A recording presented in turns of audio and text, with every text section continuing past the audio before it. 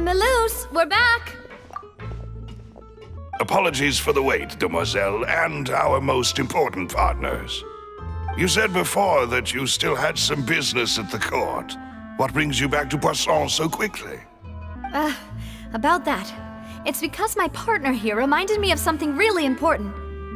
You see, what if my father's case had something to do with water from the primordial sea? You still remember, right, Malouse? On that night, it was raining? Yes, the case was quite similar to that of Mr. Linney's. Both were what you'd call impossible murders.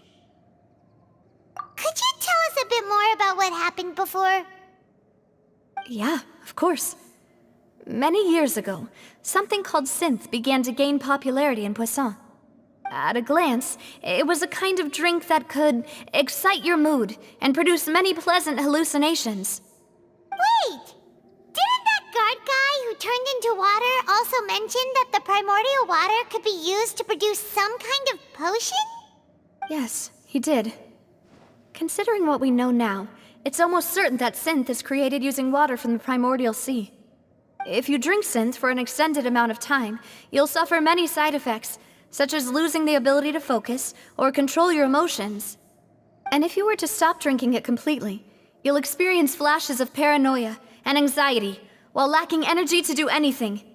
It's an extremely dangerous substance. As he oversaw Poisson, my father was compelled to put a stop to synth abuse and called for a complete ban of it. Boss's uncompromising attitude incurred the synth vendor's wrath, but no matter how much they threatened or bribed him, he refused to yield. Not only that, Boss became determined to find the mastermind behind the synth operation and put an end to the problem once and for all. Yes, but the enemy was very cunning. So he could never get anything out of the dealers, all of whom only sold the stuff and weren't privy to the rest of the operation. Recognizing that, my father decided to contact the dealers in secret and cultivate personal relationships with them. Finally, he was able to convince someone to become his informant. The man's name was Jacques. He felt greatly ashamed about his work after seeing many families destroyed by synth abuse. That night, my father hosted a banquet at his countryside estate. He planned to meet up and exchange information with Jacques over some food. But then, we heard 2 gunshots from the courtyard. We raced to the scene and found my father, still holding a gun, and Jacques, who was already dead on the ground. Huh? How did that happen? Aren't they on the same side? Sounds just like Lenny's case, doesn't it? In both cases, the culprit seemed obvious, but neither appeared to have any motive at all. Looking back on it, though, I now believe the most important clue was something we all overlooked at the time. There were pieces of clothing left at the scene. Precisely. It's all thanks to you that I made the connection now. Back then, we all just thought they were some costumes that Jacques used to disguise himself at the banquet. But, considering it now, it's almost certain that they belong to a third person at the scene. With one extra person, we'll also need to reconsider why the 2 shots were fired.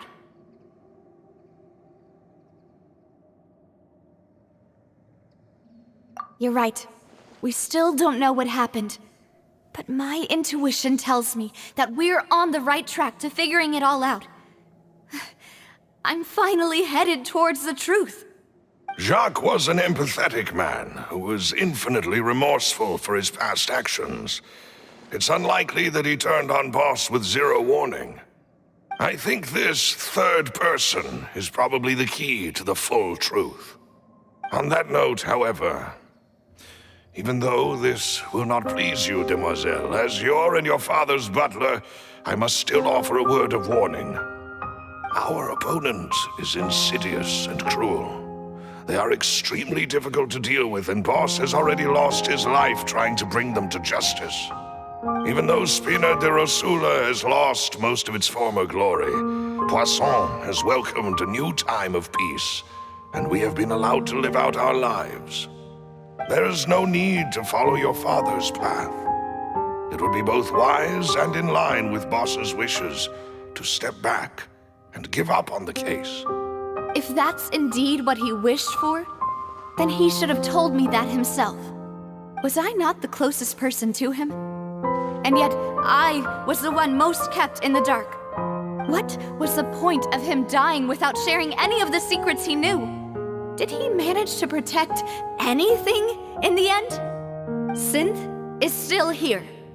Callus the Unfaithful is still his epithet.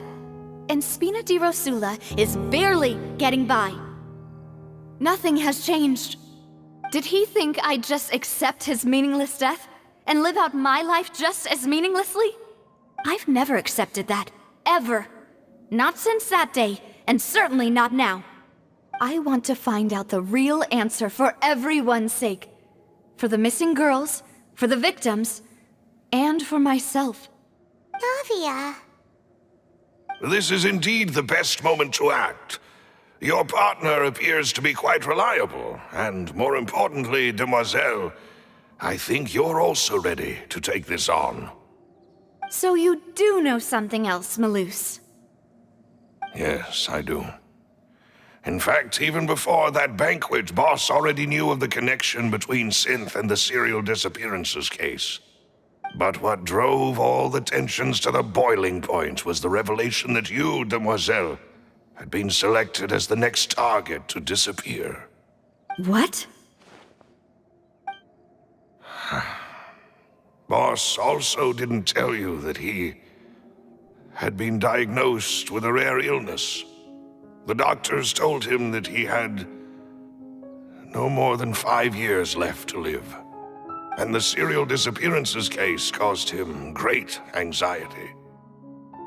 5 years was nowhere near enough time to resolve this long-standing conflict. But once he passed away, all the danger would pass on to you. Knowing all of this, he decided to use one final intimidation tactic before his death. He claimed to have already gotten his hands on some key incriminating evidence for the other side, and even told some members of Spina di Rosula about the details. But as long as you remained safe, he would not share the evidence with the public. If something were to happen to you, then he and all those he told would immediately expose all they knew about Synth and the disappeared victims. Right, so nobody would be able to get off scot-free. As we've seen, Boss's tactic has worked. Even though Boss has been gone for a long time, the other side has not tried to take Demoiselle's life. No, I don't believe it. He never appeared to look sick to me. No father wants their daughter to see them weak and haggard, especially someone as proud as Boss. To him, dying in a duel and suffering lasting dishonor as the Unfaithful was still far preferable than losing face in front of his daughter. So he chose to die in silence, so that he could protect me. I'm afraid you're not understanding this correctly, Demoiselle. What Boss wanted to hand to you was not a parasol, but a sword. If Boss's spirit could hear you telling me that you want to find the answer for the sake of everyone involved, I'm sure he'd be extremely proud. That fool. Couldn't he have just given it to me straight? No. He might have set up everything precisely because he never thought I'd be able to understand him. Is that the amount of confidence he had in me? And what if I was never able to make it to where I am now? Yeah. I suppose that's true. With the way he'd set things up, if I had wanted, I could have just lived out my life without a care in the world. But thankfully, he rarely talked to me about complex matters, and thus understood little of me as a person. In this case, he really didn't need to give me an easy way out. Malus, what was the key evidence that he shared with you? It's the location where Synth is produced. Essentially, it's the enemy's headquarters. When he was threatening the enemy, Boss didn't share the specifics of the incriminating evidence he found. But if you want to use it against the enemy, you'll still have to take several things into consideration. What? why? If we know where the place is, can't we just go storming in? You mustn't forget that we're fighting against a mysterious and dangerous organization that's been in operation for decades. There's no telling what might be lying in wait at their headquarters. We also have no idea what kind of evidence we may be able to find inside, nor what people we may be able to capture. But a single visit to their headquarters would be tantamount to a formal declaration of war. The worst case would be that we leave empty-handed, but also open ourselves up to full retaliation. Then, in that case, why not work with the Fontaine authorities? Well, you saw one of them dissolve during Mr. Linney's case. We have no idea just how thoroughly they may have been infiltrated. That's true. Seems my father really had no choice.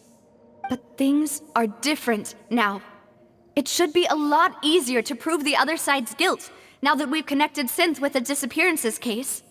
You sound like you've put a lot of thought into this, Maloose. I am the butler, after all. I live but to serve the boss and Demoiselle's will. I've always been willing to take on any kind of risk for your sake. But considering my relative lack of ability, I've spent my time keeping secrets, performing basic investigations, and waiting for the right time to come. Thank you for all of that, Maloose. Have you discovered anything new in the past few years? Let me think. One conclusion I came to was that the enemy must be quite familiar with Spina di Rosula, or at least have an informant planted here. When I announced orders to the organization's members on Demoiselle's behalf, I used to deliberately keep a few people in the dark and observe the reactions of the synth vendors. If the vendors didn't change their plans, then the individuals informed of our orders must be innocent. If the vendors packed up and fled, however, then someone must have given them the news. After several rounds of testing and investigative tracing, I've narrowed the suspect list down to 3 people. The first is Florent, Spina di Rosula's senior advisor. Huh? Florent? Yes, surprising, isn't it? He was one of the people Boss trusted the most, which also means that he was someone who understood Boss really well. Thanks to his position within Boss's innermost circle, he always knew our upcoming plans and could thus avoid capture this whole time. There's someone else like him too. Marcel, the head of Confrérie of Cabrières. Uncle Marcel. It's a guild in Poisson. Boss helped it to grow to its current size and prominence. In the beginning, they were only reselling some daily goods, but now they're one of the richest guilds around with a lot of business connections in the city. So, they're like a sister organization of Spina di Rosula? Yes, you can say that. When we were fighting against the synth dealers, they provided us with plenty of support. It's a bit difficult to imagine someone using their own money to hunt down themselves.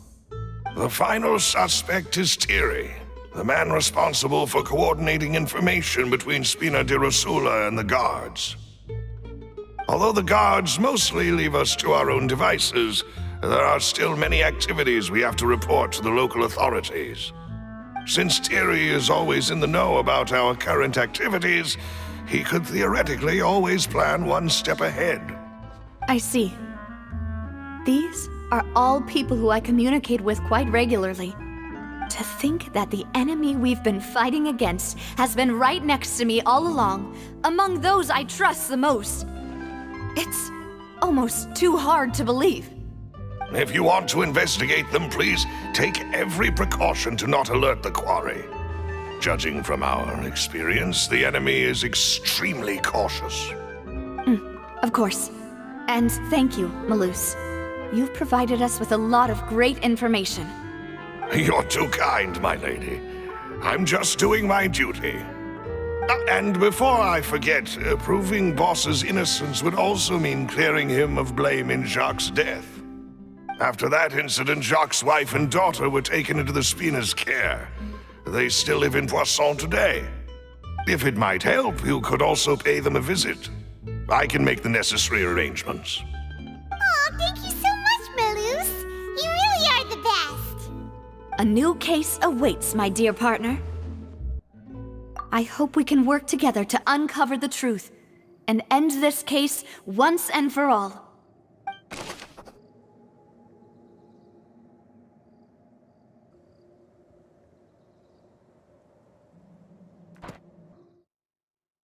Who would have imagined that people could really turn into water? Here we go again, trying to crack an impossible case. All proof and no motive. It is settled then. Please excuse me, and enjoy your conversation at your leisure. Thank you for arranging everything for us, Malus.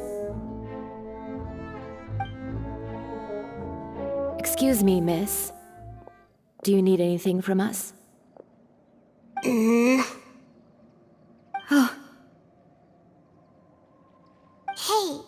Navia's all quiet. This isn't like her at all. I'm sorry that I only came to visit after all this time. After what happened, I didn't know how I was supposed to face the two of you. Ah, if it's about that, there's no need to apologize. After my husband died, Spina di Rosula sent us a lot of mora and support. I understood your guilt and apology to be genuine. But aren't all of those things nothing compared to the loss of Jacques? I can understand the kind of pain that comes with losing a father so needlessly. You don't understand at all.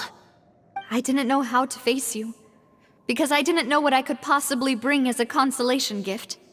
I know only the full truth could bring closure to you, and to all of us.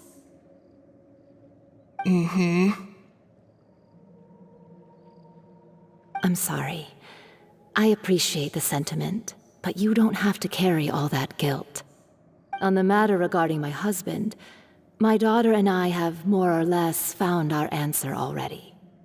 Would you mind sharing it with me? I really can't believe that my father could ever bring himself to shoot Jacques. I always knew that my husband's money was earned through others' suffering.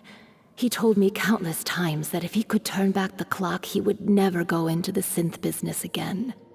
He had many regrets, and felt that he took the idea of providing for his family too literally. For the longest time, he thought Mora was everything. So when Mr. Callis came to him with a proposal, he accepted it almost immediately. He tried to be as careful as he could, but even so, he was still found out by the higher-ups. They found out about his betrayal? Papa didn't say that exactly, but Papa did tell me that I should never be ungrateful. Before he left that day, he told me that he had no choice. It was only later that I realized it was his final farewell to the two of us.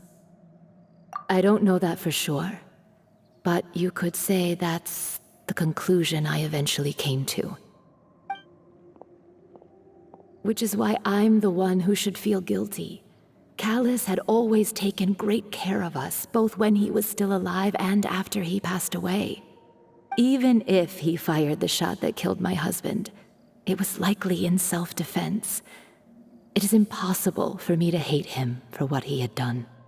But Mama, why is Papa still the bad guy if he did the right thing? Papa always wanted to be a good man, so why did he have to do a bad thing in the end? Well, things aren't always as they seem. You still feel like your papa was a good man, right? Yeah, Papa was a really good man. The best in the whole world. Then you should hold on to that. If a good man had to do a bad thing, then he must have had his reasons. Regardless of whether he left you a parasol or a sword. He must have done so to give you a better life. Oh. Thank you for everything you've told me. I will definitely find the truth. The current state of things is not something I'm willing to just sit back and accept. Thank you. I'm very grateful to hear this from you. Even though your personality is quite different from your father's, your determination when you speak is really similar. You really think so? That's the first time anyone said that to me.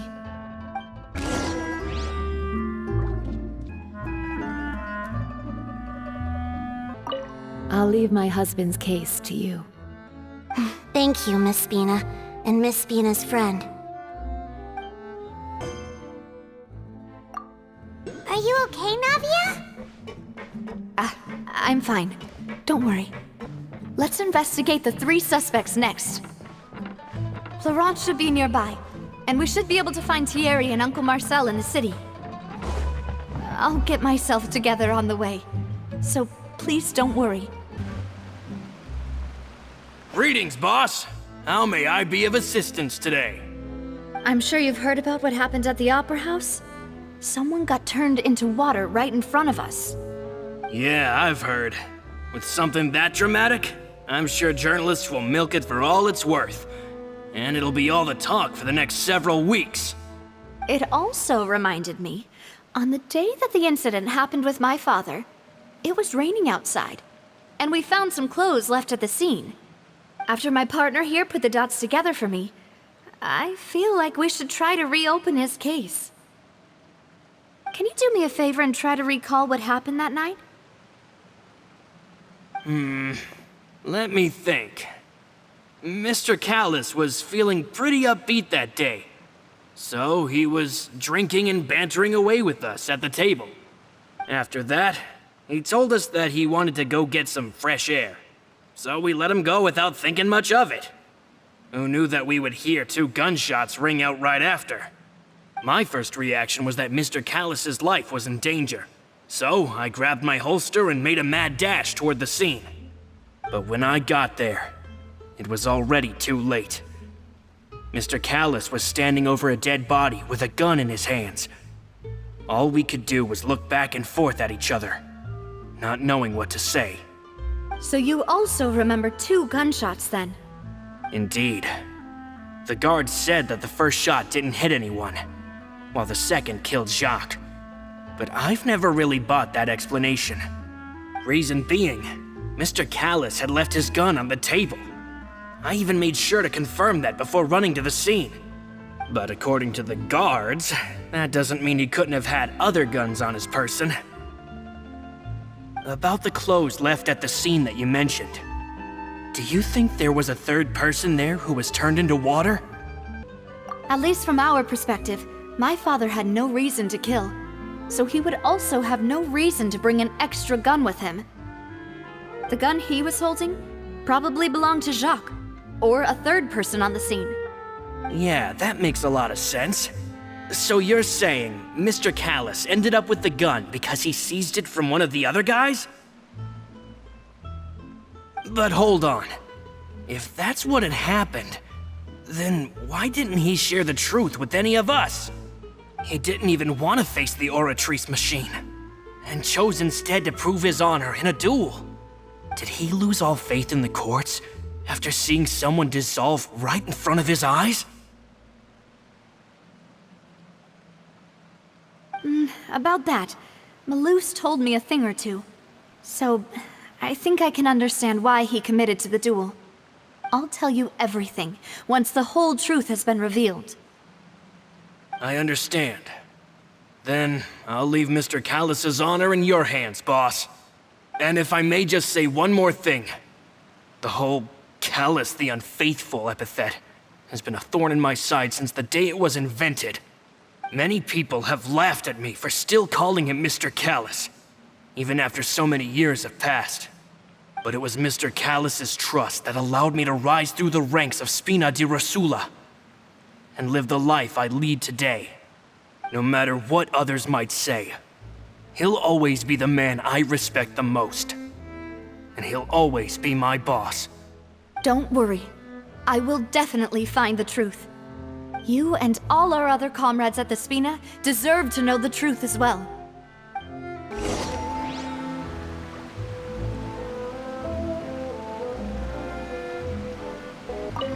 My apologies, boss, for that last sentimental bit. It's just... many years have passed while I've held my tongue. It's not often that I get to share my true feelings with others.